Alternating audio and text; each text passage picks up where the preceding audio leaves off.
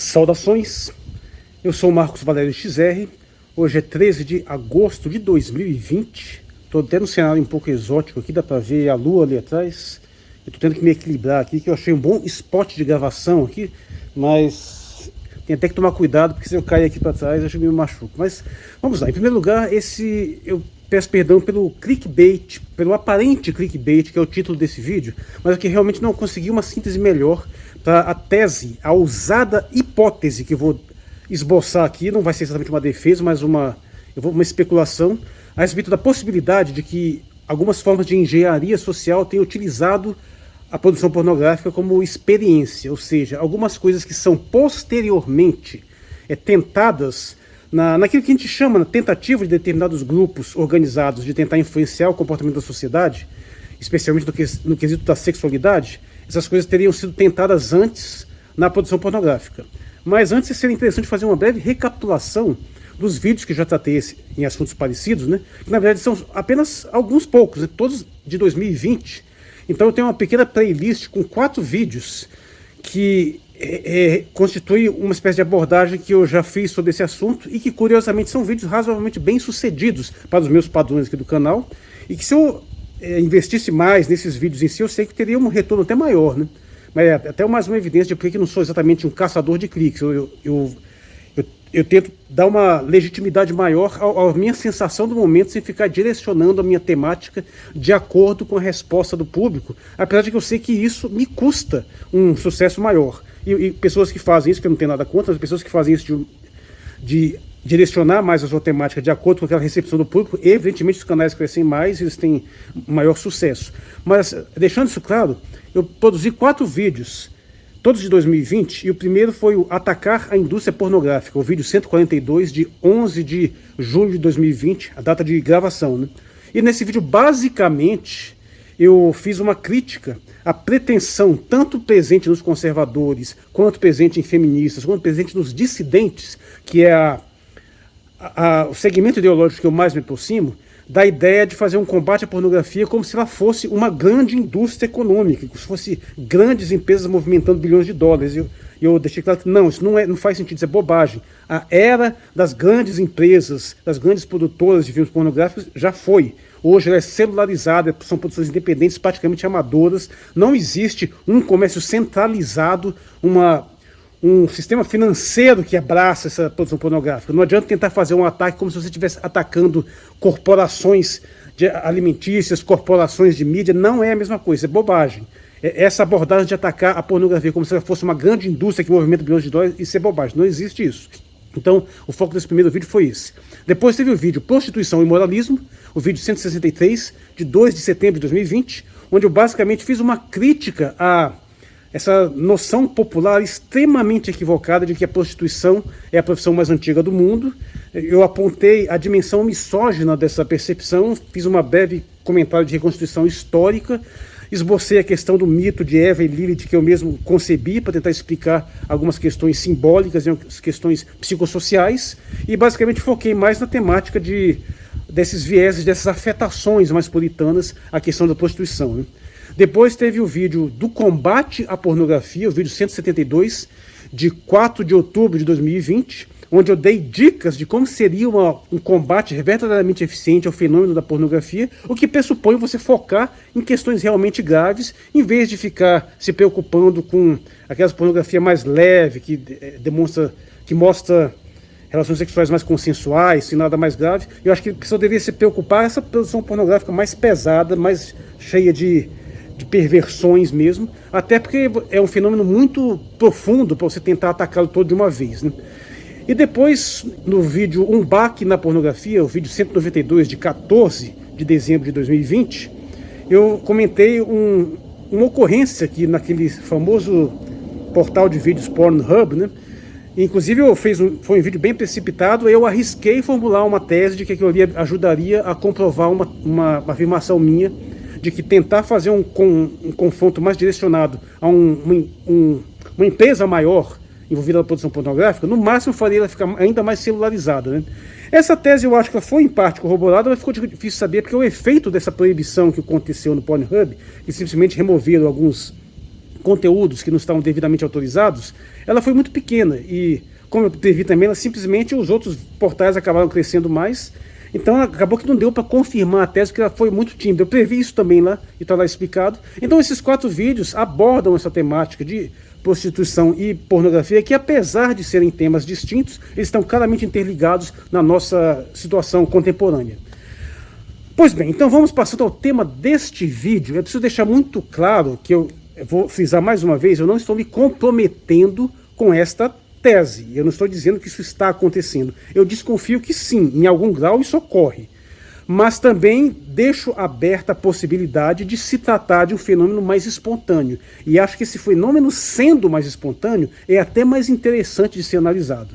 Qual que é a tese? A tese de que os engenheiros sociais, quem seriam esses engenheiros sociais? Me refiro às más e velhas plutocracias, às grandes oligarquias financistas, pessoal que tem muita grana e que está por trás e controla a mídia de massa, entre outras coisas. Eles fazem experiências comportamentais com a nossa sociedade. Eles tentam administrar valores para ver como é que a sociedade reage. Eles tentam moldar o comportamento da sociedade por meio das suas produções midiáticas, por meio da sua atividade empresarial, da sua atividade de consumo, por meio da produção de valores que são promovidos por ONGs, se infiltrando em universidades, no sistema educacional, em tudo. E eles tentam conduzir comportamentos das massas, inclusive comportamentos de ordem sexual. Nós estamos vendo isso nesse exato momento, com tentativas de se convencer a sociedade a aceitar determinados tipos de comportamentos que, dependendo do lugar, são vistos com maior ou menos desconfiança e estão tentando promover uma agenda mais liberal. A minha tese, essa hipótese, é que todas essas, pelo menos grande parte, dessas agendas que são impostas de forma mais aberta pela mídia de massa, especialmente a produção hollywoodiana, a produção de séries de TV, elas antes foram tentadas dentro da produção pornográfica. E eu vou citar pelo menos 3 evidências disso, né? Eu tenho um histórico pessoal com pornografia também, eu tenho 50 anos, eu peguei essa fase da década de 80 na juventude, aquela fase do videocassete caseiro, onde começou a ter aquela produção pornográfica. A maioria dos filmes que eu vi, dos filmes adultos que eu vi, foi antes de ser adulto, inclusive. Então, e eu já observava, e eu sempre tive uma certa percepção crítica a esse respeito, né? Então você citar, por exemplo, um caso bastante curioso. Tem havido, de forma totalmente escancarada nas produções mais recentes, a ideia de você normalizar as relações interraciais, né, entre pessoas brancas e pessoas negras, em relações afetivas, em casamentos, em uma coisa que, por favor, não tem absolutamente nada contra, pelo contrário, eu sou um filho da miscigenação, eu sou um defensor da miscigenação, e a questão não é essa. A questão é que a gente sabe muito bem que de onde isso vem, nos Estados Unidos, por exemplo, na Inglaterra, isso não é comum. A gente sabe muito bem que ainda hoje não é comum pessoas negras casadas com pessoas brancas. São casos raros. No Brasil é mais comum, mas lá não é. E está havendo uma tentativa de promover valores, assim, no sentido de demonstrar isso como normal, que eu não vejo problema nenhum, a questão não é essa. Só fica um pouco inverossímil, né? Porque, afinal, eles estão, se você fosse tirar a média da população, pelo que se vê na produção midiática, você teria um falseamento da realidade, porque a gente sabe que não é daquele jeito. A gente não sabe que todo lugar que a gente vai, a gente vê um casal de um homem branco com uma mulher negra ou vice-versa. Não é assim. Principalmente nos Estados Unidos. Aqui é até mais comum, não lá. Aqui tem, a gente até chama isso de palmitagem, né? E até tem essa tradição de miscigenação mais comum no Brasil, mas lá isso não é comum. Agora, é interessante notar que esse esforço, ele responde também a uma reação onde isso é muito mais tabu. Nos Estados Unidos isso é um tabu muito mais sério. E você não precisa ir muito longe para perceber que nas produções da década de 90, 80, não tinha isso. Não tinham casais interraciais sendo promovidos. Inclusive, havia muita preocupação das grandes produtoras em retratar isso. A própria Disney, certa vez, em uma determinada produção, tinha um beijo que eles acharam escandaloso. E hoje essa mesma Disney está empurrando uma coisa completamente diferente, né? Então, bem, sendo isso um tabu nos Estados Unidos principalmente, e que hoje eles estão tentando desconstruir, onde que isso foi tentado antes? Na produção pornográfica.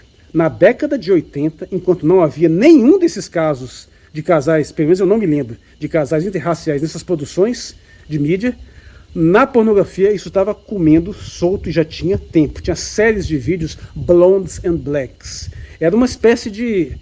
sempre naquele direcionamento de tentar derrubar tabus, mas é meio que intencional. geralmente eram homens negros e mulheres brancas, 90% dos casos.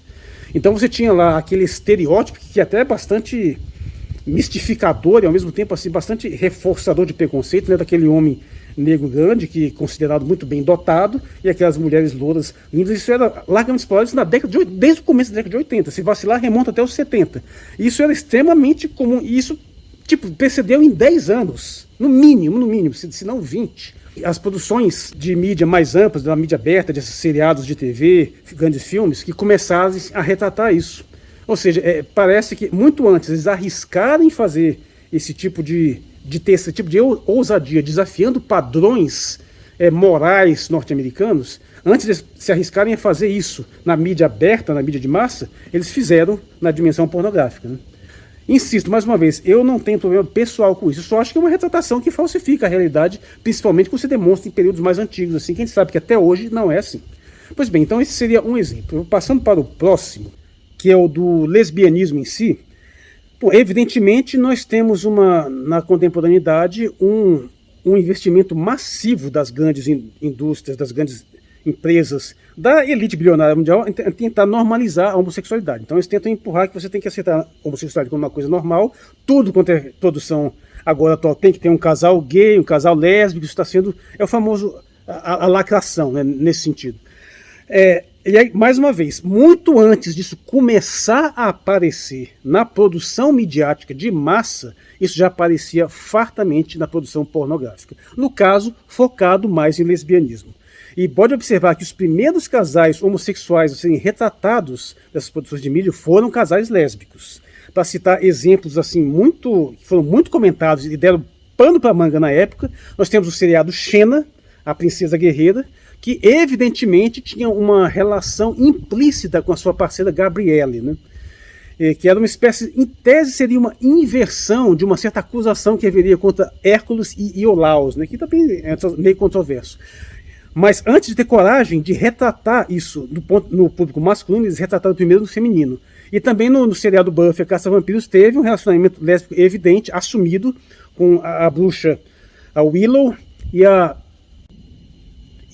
Tara. Eu tive que consultar agora porque eu estava confundindo, quase que eu falo Amber. Amber é o nome da atriz, né? Então a Willow e a Tara formaram um casal lésbico assumido. Isso na sexta temporada, a partir da sexta temporada, quinta para sexta temporada de Buffy, a Caça-Vampiros, na década de 90. Pois bem, então, antes disso, o que já comia solto? Filmes lésbicos, especialmente voltados para o público masculino. Existia também essa produção voltada para o público feminino, mas é muito mais rara, muito mais marginal, muito mais parcial. A grande produção em larga escala mesmo era voltada para o público masculino, que eu confesso, eu apreciei muito desses filmes na época, né? Basicamente são mulheres em relações lá bastante quentes, né?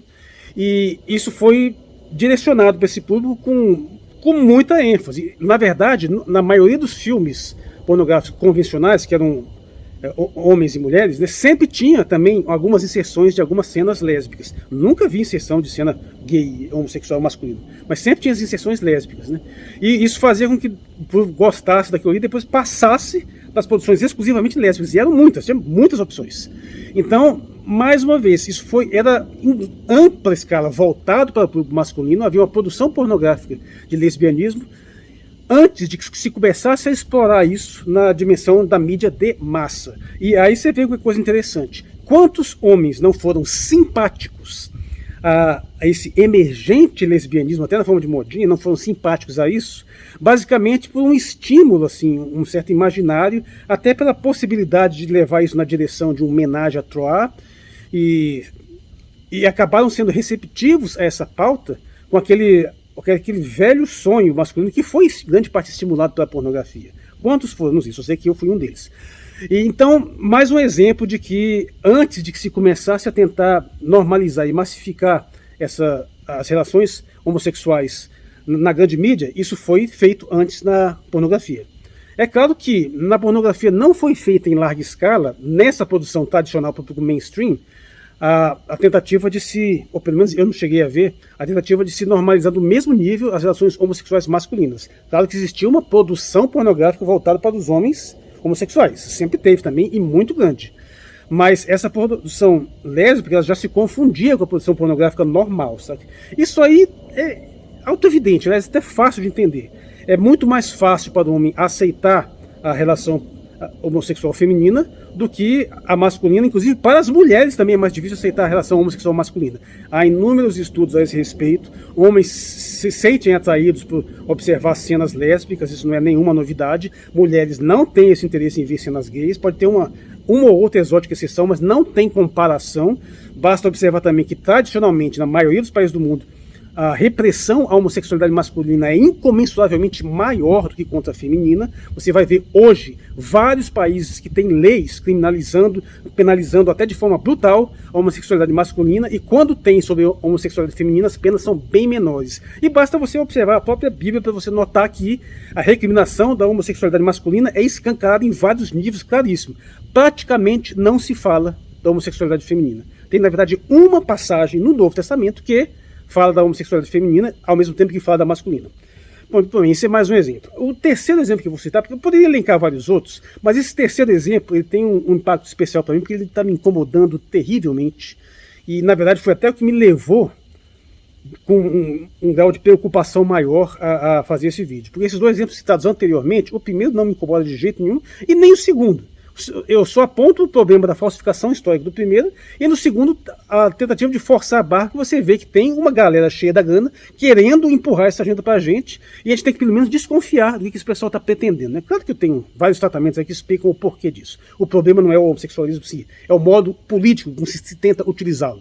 Mas esse terceiro eu acho um problema mais grave, mais profundo e que está acontecendo também. Pois bem, nesse exato momento, outra agenda que está sendo empurrada goela abaixo é o do transgenerismo, né? É aquela de pessoas que querem mudar de sexo, de que não existe homem e mulher essencialmente, você pode ser o que você quiser, e que você tem que aceitar que fisicamente um homem também é uma mulher.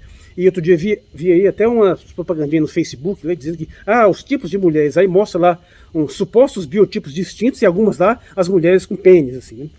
É curioso, porque a imagenzinha ela, inclusive, nem contemplou a diversidade corpórea feminina direito, né? Nem a diversidade racial, mas já quer empurrar a diversidade da mulher com pênis, né? Ok, isso está sendo empurrado agora. Não tão literal, porque isso é um pouco mais gráfico, então é um pouco mais chocante. Mas a gente está sendo bombardeado pela ideia que a gente tem que aceitar que alguém que se considera um homem, que se considera uma mulher, é uma mulher, e que existem mulheres com pênis, beleza. O que vem acontecendo? A porcaria das produções pornográficas já há algum tempo, que eu tenho estudado, tanto eu que vivi, que consumi, que me entusiasmei com esse assunto, mas como também sempre tive um viés crítico e analítico, tenho percebido há muito tempo.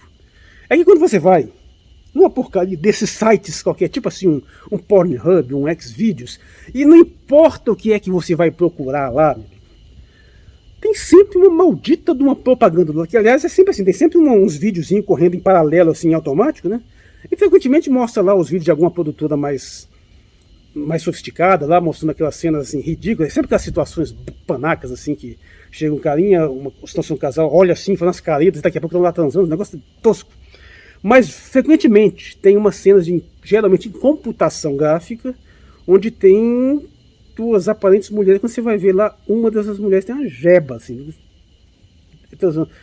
Assim, se fosse uma coisa que aparecesse uma vez ou outra, seria um desses inúmeros feitiços que aparecem por aí, né? Mas eu acho que se você for observar, eu pelo menos tenho a impressão que isso aparece com uma frequência enorme. E é curioso, porque nunca na minha vida que eu me interessei por esse assunto, que eu pesquisei sobre esse assunto. Tudo bem que tem um problema, né? Que geralmente quando eu acesso esse negócio, eu acesso com um navegador anônimo, né? Então ele não guarda os meus dados.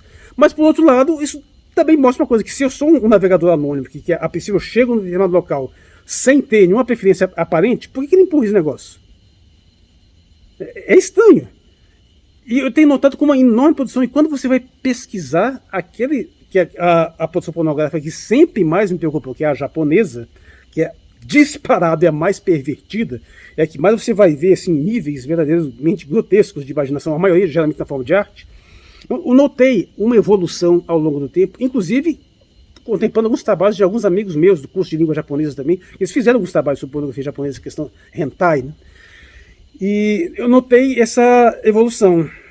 Antigamente, é muito comum haver produções artísticas japonesas, eles fazem lá um desenho, e em cima desse desenho eles fazem várias variações, né?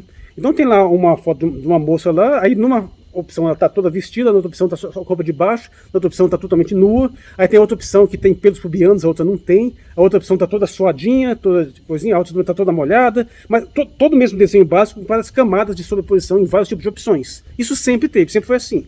Você podia ser na década de 90, lá, no começo dos anos 2000, você achava um desenho, tinha várias opções. E sempre foi isso.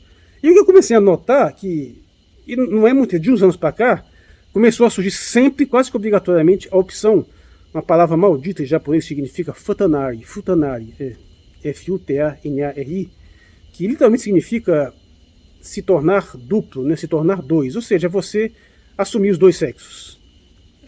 Você tem um determinado sexo, você se torna também o outro lado, você passa a ser duplo. E o que é isso? Mulher com pica. Então, assim, parece que isso tem uma obrigação, é como se fosse assim, uma exigência de mercado, que se você tem que contemplar opções para um determinado público. Só que tem um detalhe, meu amigo. Não tem um público consumindo. Não tente me convencer que existe um contingente masculino significativo que está interessado nessa merda. E que a maioria dos homens são héteros. Isso eu posso... Olha o meu lugar de fala aqui. Como homem hétero, eu não tenho o menor interesse em ver pica. Simples assim. E por que essas pragas ficam aparecendo? E eu tenho a impressão, quando você observando alguns sites, inclusive sites de produção artística, como, por exemplo, ArtStation não, é DeviantArt, é aquele Pixiv também, que é bem mais barra pesada, mas o DeviantArt é um site até que ele tem muita produção de vários... Inclusive eu tive uma conta do DeviantArt, que eu tentei divulgar as 4 Damas do Apocalipse, e foi assim um desastre, né? O site realmente não funcionou muito bem. E nesse DeviantArt é impressionante o tanto que ele tem um sistema lá que onde você entra, quando você inicia, ele te dá um monte de sugestões, né? E aí você vai dizendo, não, quero ver menos disso aqui. Aí você vai marcando coisas que você não quer ver, e parece que não adianta, porque evidentemente sempre que aparecer essa porcaria, eu dizia, não quero ver isso, não quero ver, não, e não adianta, continua aparecendo essa merda. Bicho, eles estão tentando empurrar isso de uma forma que não estou entendendo, não parece normal. Porque, claramente, a maioria dos homens não quer saber disso. No entanto, tudo bem, eu entendo que existe um nicho, existe uma produção, especialmente japonesa, mas tenho a impressão que o algoritmo está tentando forçar a massificação disso e de outros temas, mas esse tema me incomoda mais em especial. E é muito chato, porque às vezes é uma arte muito bonita, muito bem feita, muito desse caramba, você vê. Aí você vai contemplando, de repente quando você chega ali... Mais uma vez, o que eu estou querendo dizer? O que está tentando se normatizar com a produção de mídia de massa hoje, e também na produção, no telejornalismo, até nas universidades, tentando massificar essa ideia da sexualidade, de que nós temos que aceitar como normal, como que uma mulher tem um pênis, esse negócio. Tudo bem, eu entendo que tem questões mais profundas, tem questões da intersexualidade, tem 7 questões, eu não estou querendo entrar nesse mérito. O que eu estou querendo colocar é que não existe uma demanda popular para isso. Pelo menos não é como eles querem empurrar. E se não existe num plano aberto geral, por que existiria na seara pornográfica? Porque estão tentando empurrar isso goela abaixo, com perdão das conotações bizarras dessa expressão, né? Isso na produção pornográfica. Porque, bicho, não é possível que eu tenha dado tanto azar assim, mas quando você vai pesquisando isso lá, e pessoalmente quando você se aproxima dessa parte da produção japonesa, é impressionante o tanto quanto está sendo empurrado goela abaixo. Então seria mais um exemplo de que aparentemente antes de que se tente fazer uma massificação de uma aceitação de uma nova tendência, não uma tendência tanto quanto artificial, que está sendo empurrada como desejável por uma elite, aparentemente isso foi tentado antes na produção pornográfica. E eu poderia citar vários exemplos, ok? Mas eu vou ficar só nesses 3. E aí passando no próximo passo, isso responderia a alguns anseios de engenheiros sociais que fariam experiências nessa vastidão de produções pornográficas antes de ver o quanto disso poderia ter tais resultados e experimentar isso na mídia aberta de massa? Eu pessoalmente acho que há alguém fazendo isso sim. Mas sinceramente, apesar de que eu acho que existe esse viés, isso é pelo menos observado antes de tentar alguma coisa, pode ser também, e que aliás é uma hipótese até mais interessante, que seja uma derivação puramente espontânea, e não apenas um planejamento prévio. E um planejamento prévio, no caso, ser testado na pornografia antes e depois ir para o público geral. Porque se fosse o contrário, não faria sentido. Porque se uma coisa chega primeiro na mídia de massa e depois para a pornografia, isso é o normal. erotizar as coisas que você tem, já são dadas pela sociedade, se você erotiza posteriormente. Essa tese fazer sentido, teria que ser sempre o contrário, começando no fechado, no que é mais privado, no que é mais assim tabu, e depois sendo aberto para a mídia de massa. Mas isso também pode ser, e aí é curioso, uma tendência mais espontânea da sociedade, que de fato pode começar a reagir no mundo mais público, né? No mundo concreto, no mundo real, aquelas coisas que são vistas na fantasia previamente. E se isso for verdade, que em parte também é, aí o que nós temos é a produção pornográfica, as perversões pornográficas, as fantasias, esses fetiches todos, que são cultivados numa infra-instância da sociedade bem mais restrita, contaminando a ordem social normal e se manifestando, então, de outras formas. E isso é muito curioso de se observar, por mais trágico, por mais assustador que seja, é uma temática, do ponto de vista de uma análise mais intelectual da situação, é uma coisa bastante instigante, porque isso nos sugere que nós temos que ter uma compreensão mais profunda dessas questões sexuais, e nesse ponto, conceder um ponto para um ponto de razão para esses engenheiros sociais, né, pessoas que dizem isso. Essas afetações, esses tabus, o meio que a sociedade às vezes não encara abertamente esses temas, pode nos tornar problemáticos, pode nos tornar frustrados, porque nós não temos uma compreensão disso. Não é liberar e geral, não, mas é analisar o fato, pensar sobre ele. E você às vezes não entender, pura e simplesmente reprimir, ele pode eclodir de determinadas formas imprevisíveis, sem deixar de lado, claro, que alguém esteja fazendo uma exploração disso num sistema mais sofisticado, tanto um sistema de ganhos comerciais, visando lucro, visando uma reforma ideológica, visando um projeto futuro de pós-humanidade. Mas essas coisas não são perfeitamente complementares. Mas o ponto é que nos falta um estudo mais profundo dessas dimensões da psique humana, e que pelo desconhecimento que nós temos dela, elas acabam eclodindo na forma de comportamentos diversificados que têm impacto sociopolítico e econômico direto, de larga escala. E aí, dá-lhe Freud, né? Diga o que você quiser de Freud, pode gostar ou não gostar, mas o fato é que ele pontuou uma série de coisas que são difíceis a gente não ver por um ponto de uma leitura freudiana, embora às vezes também pego mais para uma leitura junguiana. E diga-se que, se quiser, também de outros analistas, como o próprio Reich, que é extremamente problemático, mas tem alguns elementos interessantes, ou Kinsey, que é extremamente criticado. Inclusive esse vídeo que eu vou comentar depois aí, o What's a Woman, né, desce o pau no Kinsey, e eu entendo porquê, mas também você não pode deixar de lado o que ele disse algumas coisas interessantes. E a minha percepção é que nós precisamos ter uma aeropolítica, ou seja, você começar a entender como que as pulsões instintivas sexuais humanas se manifestam não apenas nesse âmbito da sexualidade, dos comportamentos, das relações, mas se manifestam em níveis mais altos mesmo.